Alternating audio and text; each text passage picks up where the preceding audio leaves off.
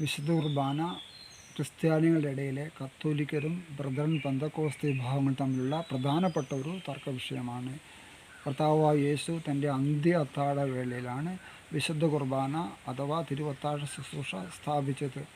അവർ ഭക്ഷിച്ചുകൊണ്ടിരിക്കുമ്പോൾ യേശു അപ്പമെടുത്ത് ആശീർവദിച്ച് മുറിച്ച് ശിഷ്യർക്ക് കൊടുത്തുകൊണ്ട് അരുളി ചെയ്തു, വാങ്ങി ഭക്ഷിക്കുവിൻ, ഇതെൻ്റെ ശരീരമാണ്. അനന്തരം അവൻ പാനപാത്രമെടുത്ത് കൃതജ്ഞതാസ്തോത്രം ചെയ്ത് അവർക്ക് കൊടുത്തുകൊണ്ട് പറഞ്ഞു, നിങ്ങളെല്ലാവരും ഇതിൽ നിന്ന് പാനം ചെയ്യുവിൻ. ഇത് പാപമോചനത്തിന് വേണ്ടി അനേകർക്ക് വേണ്ടി ചിന്തപ്പെടുന്നതും ഉടമ്പടിയുടേതുമായ എൻ്റെ രക്തമാണ്. വിശുദ്ധ മത്തായി അധ്യായം 26 വാക്യങ്ങൾ 26 മുതൽ 28 വരെ. വിശുദ്ധ കുർബാനയിൽ തങ്ങൾ സ്വീകരിക്കുന്നത് ശരിക്കും യേശുവിൻ്റെ ശരീരരക്തങ്ങളാണെന്ന ബോധ്യം ശിഷ്യന്മാർക്ക് അപ്പോസ്തലന്മാർക്കുണ്ടായിരുന്നു. അതുകൊണ്ടാണ് പൗലോസ് അപ്പോസ്തലൻ കൊറിന്തിയിലെ സഭയോട് ഇപ്രകാരം ചോദിക്കുന്നത്, നാം ആശീർവദിക്കുന്ന അനുഗ്രഹത്തിൻ്റെ പാനപാത്രം ക്രിസ്തുവിൻ്റെ രക്തത്തിലുള്ള ഭാഗഭാഗിത്വമല്ലേ? നാം മുറിക്കുന്ന അപ്പം ക്രിസ്തുവിൻ്റെ ശരീരത്തിലുള്ള ഭാഗഭാഗിത്വമല്ലേ? 1 കൊറിന്തോസ് 10, 16, 17. വിശുദ്ധ കുർബാന നിസ്സാര സംഗതിയല്ലെന്നും അത് യേശുവിൻ്റെ ശരീരരക്തങ്ങളാണെന്നും പൗലോസ് അപ്പോസ്തലൻ വീണ്ടും നമ്മെ ഓർമ്മപ്പെടുത്തുന്നു. ആരെങ്കിലും അയോഗ്യതയോടെ കർത്താവിൻ്റെ അപ്പം ഭക്ഷിക്കുകയും അവൻ്റെ ഈ പാനപാത്രത്തിൽ നിന്ന് പാനം ചെയ്യുകയും ചെയ്താൽ അവൻ കർത്താവിൻ്റെ ശരീരത്തിനും രക്തത്തിനുമെതിരെ തെറ്റ് ചെയ്യുന്നു. ഇവിടെ എന്താണ് പൗലോസ് അപ്പോസ്തലൻ പറയുന്നത്? ആരെങ്കിലും അയോഗ്യതയോടെ കർത്താവിൻ്റെ അപ്പം ഭക്ഷിക്കുകയും പാനപാത്രത്തിൽ നിന്ന് പാനവും ചെയ്താൽ കർത്താവിൻ്റെ വീഞ്ഞിനും അപ്പത്തിനെതിരെ പാപം ചെയ്യുന്നു എന്നല്ല പറയുന്നത്, മറിച്ച് കർത്താവിൻ്റെ ശരീരത്തിനും രക്തത്തിനുമെതിരെ പാപം ചെയ്യുന്നു, തെറ്റ് ചെയ്യുന്നു എന്നാണ് പറയുന്നത്.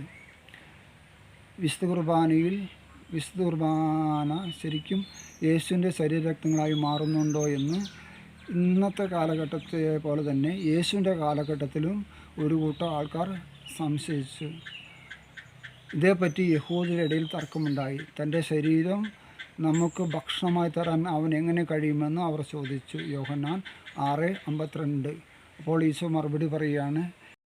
ഈശോ എത്ര ആധികാരികമായിട്ടാണ് പറയുന്നത്, നിങ്ങൾ മനുഷ്യപുത്രൻ്റെ ശരീരം ഭക്ഷിക്കുകയും അവൻ്റെ രക്തം പാനം ചെയ്യുകയും ചെയ്യുന്നില്ലെങ്കിൽ നിങ്ങൾക്ക് ജീവൻ ഉണ്ടാകുകയില്ല. എന്തുതരം ജീവനാണെന്ന് ഈശോ തുടർന്ന് പറയുന്നു. നിങ്ങൾ എൻ്റെ ശരീരം ഭക്ഷിക്കുകയും എൻ്റെ രക്തം പാനം ചെയ്യുകയും ചെയ്താൽ നിങ്ങൾക്ക് നിത്യജീവനുണ്ട്. യോഹന്നാൻ 6:54. എന്തെന്നാൽ എൻ്റെ ശരീരം യഥാർത്ഥ ഭക്ഷണമാണ്, എൻ്റെ രക്തം യഥാർത്ഥ പാനീയമാണ്.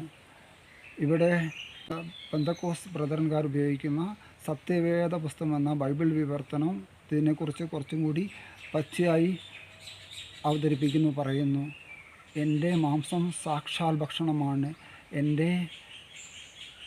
എൻ്റെ രക്തം സാക്ഷാൽ പാനീയമാണ്. യോഹന്നാൻ 6:55. എൻ്റെ ശരീരം ഭക്ഷിക്കുകയും എൻ്റെ രക്തം പാനവും ചെയ്യുകയും ചെയ്യുന്നവൻ ഞാൻ എന്നിലും അവൻ എന്നിലും വസിക്കും. യോഹന്നാൻ 6:56. പ്രിയമുള്ളവരെ, ഇവിടെ വിശുദ്ധ കുർബാനയിൽ ശരിക്കും ട്രാൻസ്റ്റാൻസിയേഷൻ അഥവാ വസ്തുമാറ്റം, സത്താമാറ്റം നടക്കുന്നുണ്ട്. അപ്പോൾ നിങ്ങൾ ചോദിച്ചേക്കാം, അങ്ങനെയാണെങ്കിൽ എല്ലാ വിശുദ്ധ കുർബാനയിലും അത് പ്രത്യക്ഷത്തിൽ പ്രകടമാകാത്തത് എന്തുകൊണ്ട്? എല്ലാ വിശുദ്ധ കുർബാനയിലും പ്രത്യക്ഷത്തിൽ പ്രകടമായാൽ നമുക്ക് പച്ചമാംസം ഭക്ഷിക്കാൻ സാധിക്കുമോ? ഈശോ താൻ ആദ്യം അർപ്പിച്ച വിശുദ്ധ കുർബാനയിലും അത് പ്രത്യക്ഷത്തിൽ പ്രകടമായില്ല. അതുകൊണ്ടാണ് ശിഷ്യന്മാർക്കത് ഭക്ഷിക്കാൻ സാധിച്ചത്. ലോകം വിശുദ്ധ കുർബാനയിൽ ഈശോയുടെ സാന്നിധ്യം സംശയിക്കുന്നതുകൊണ്ടാണ് വിശുദ്ധ കുർബാന മാംസകഷ്ണമായി മാറുന്ന ഉൾപ്പെടെയുള്ള ദിവ്യകാരുണ്യ അത്ഭുതങ്ങൾ ഈശോ കാലാകാലങ്ങളിൽ നമ്മുടെ വിളക്കൊന്നൂരടക്കമുള്ള ലോകത്തിൻ്റെ നാനാഭാഗങ്ങളിൽ നടത്തുന്നത്.